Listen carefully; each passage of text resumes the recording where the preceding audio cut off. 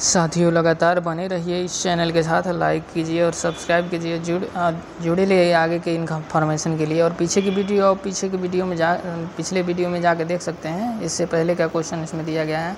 और लगातार अब नेक्स्ट क्वेश्चन की ओर बढ़ते हैं। 28 नंबर कह रहा है, what is the name of the wire joint as show in the figure. चित्र में दिखाया गया दिखाए अनुसार तार के जोड़ने का क्या नाम है।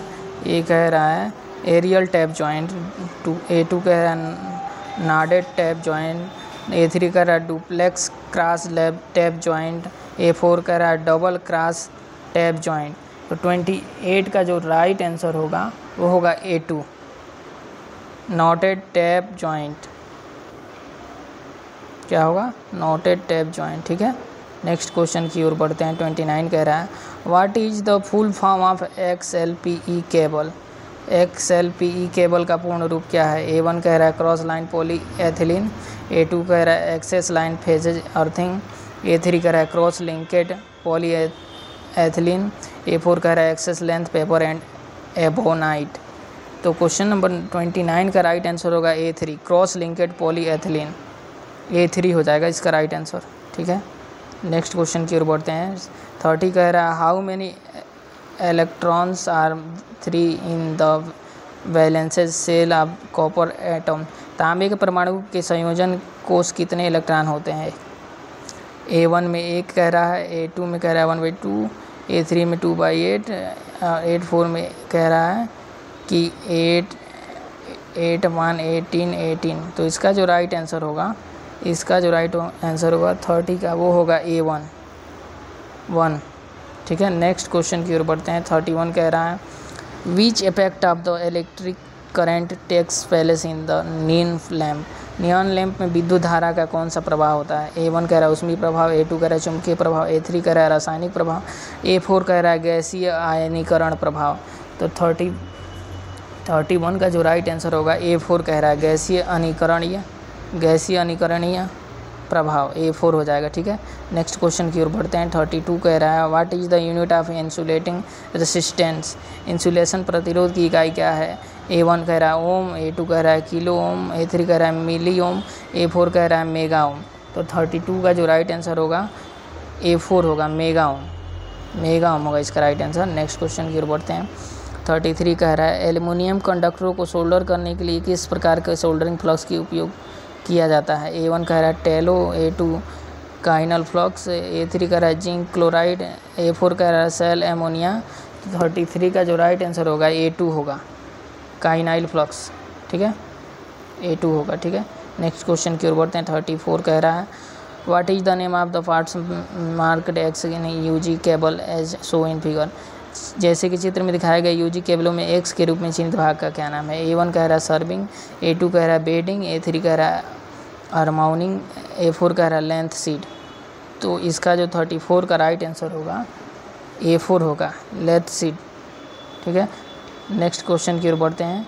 35 कह रहा है, चित्र में दिखाए गए जोड़ का नाम क्या है, कौन सा जोड़ है। A1 कह रहा है मेरिट जॉइंट, A2 कह रहा है स्काफर्ड जॉइंट, A3 कह रहा है वेस्टर्न यूनिट जॉइंट, A4 कह रहा है ब्रिटानिया सीधा जॉइंट। तो 35 का जो राइट आंसर होगा वो होगा A1 मेरिट जॉइंट। ठीक है, नेक्स्ट क्वेश्चन की ओर बढ़ते हैं।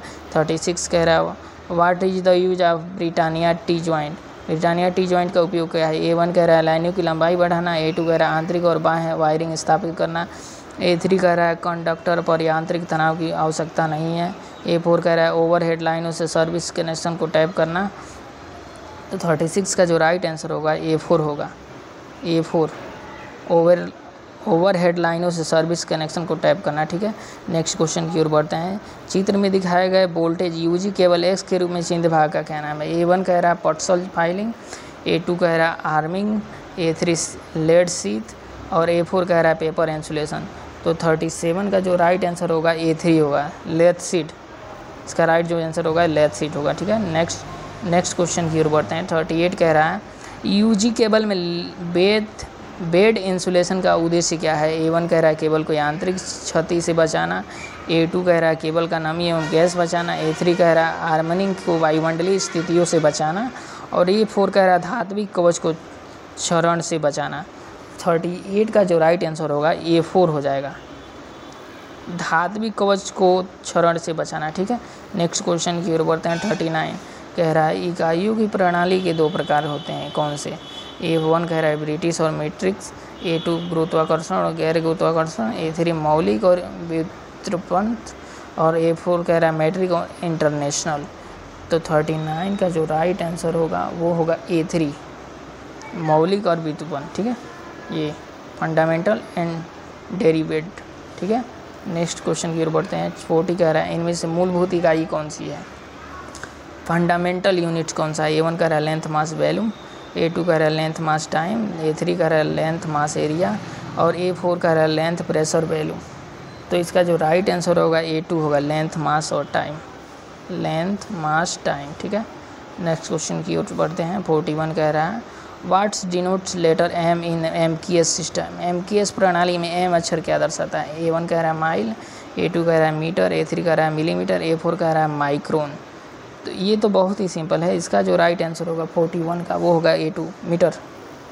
ठीक है, नेक्स्ट क्वेश्चन की ओर बढ़ते हैं। 42 कह रहा है how many millimetres are there in 1 inch? 1 inch में कितने मिलीमीटर होते हैं?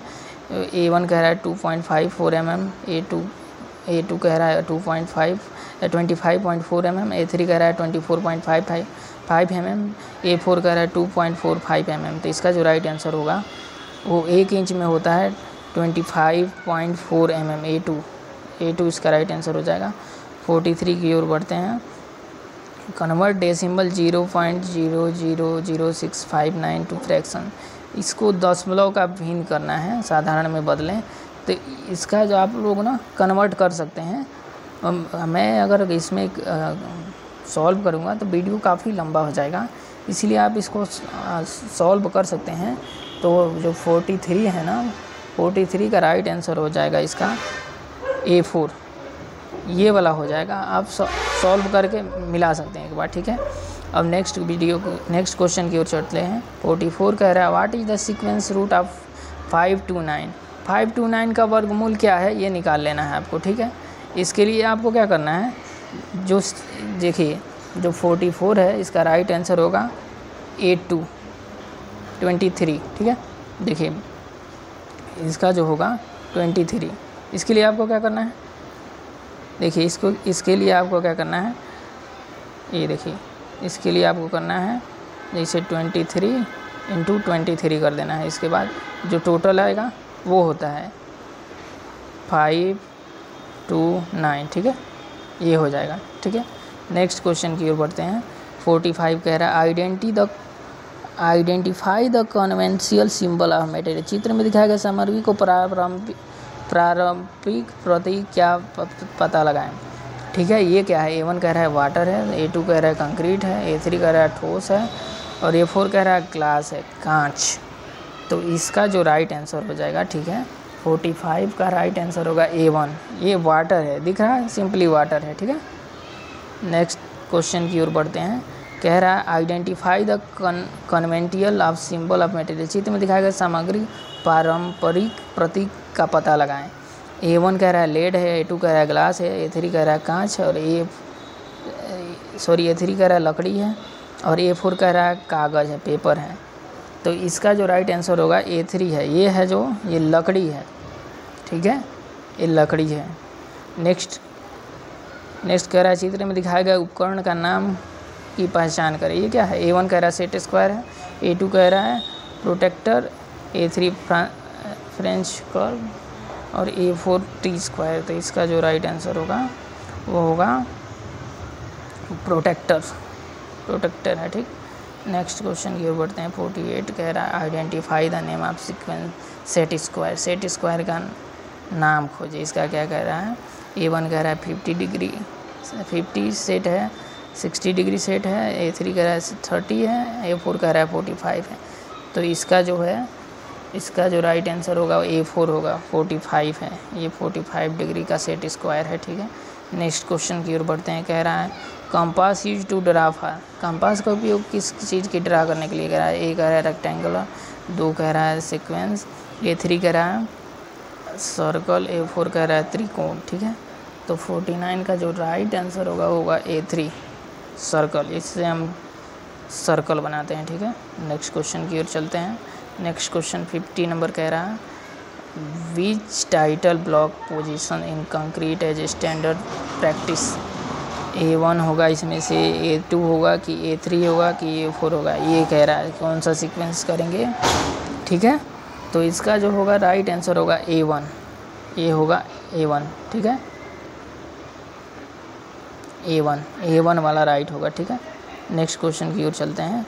51 क्या कह रहा है, 51 कह रहा है to be in a job work as, नौकरी का काम करने में होना, मतलब A1 कह रहा है एम्प्लॉय होना, A2 कह रहा है स्किल होना, A3 कह रहा है नॉलेज होना, A4 कह रहा है एटीट्यूड, योग्यता होना। तो 51 का जो राइट आंसर होगा A1, रोजगार, ठीक है। नेक्स्ट क्वेश्चन की ओर चलते हैं। 52 जन्मतिथि, अस्थायी पता जैसे जानकारी को रिज्यूम में किसी के हिस्सा होती है, ठीक है। तो A1 कह रहा है career objective, A2 personal details, A3 कह रहा है अचीवमेंट्स, A4 कह रहा है क्वालिफिकेशन, ठीक है। तो 52 का जो राइट आंसर होगा A2 होगा, पर्सनल डिटेल्स, ठीक। नेक्स्ट क्वेश्चन की ओर चलते हैं। 53 कह रहा है एक विकास मानसिकता वाला व्यक्ति हमेशा तैयार रहता है क्या करने के लिए। A1 कह रहा है रिलैक्स, A2 कह रहा है ग्रोथ चेंज लिम, बढ़ो बदलो सीखो, A3 कह रहा है चुप रहने में, और A4 कह रहा है अमीर बनने में। तो 53 का जो राइट आंसर होगा A2 होगा, ग्रो, हमेशा वो चाहता है कि बढ़ो बदलो और सीखो, ठीक। नेक्स्ट क्वेश्चन की ओर बढ़ते हैं। कह रहा है नौकरी जो पिछले 5 वर्षों में पुरानी हो गई है। ए कह रहा है STD बूथ, ओला, उबर, स्विगी। तो 54 का जो राइट आंसर होगा वो होगा STD बूथ, ठीक, ये होगा। नेक्स्ट क्वेश्चन की ओर बढ़ते हैं। 55 कह रहा है नैतिकता का अर्थ क्या है। A1 कह रहा है तय करे कि मानव का आचरण के लिए क्या सही है और क्या गलत है, और A2 कह रहा है एक शहर का नाम, और A3 कह रहा है रोजगार कौशल, A4 कह रहा है समाज से संबंधित नहीं है, ठीक है। तो इसका जो राइट आंसर हो जाएगा 55 का राइट आंसर हो जाएगा 55 का राइट आंसर हो जाएगा A1, तय करे कि मानव आचरण के लिए सही है क्या गलत है, ठीक है। इस वीडियो में इतना ही, नेक्स्ट वीडियो में आगे का क्वेश्चन करते हैं, ठीक है। धन्यवाद दोस्तों।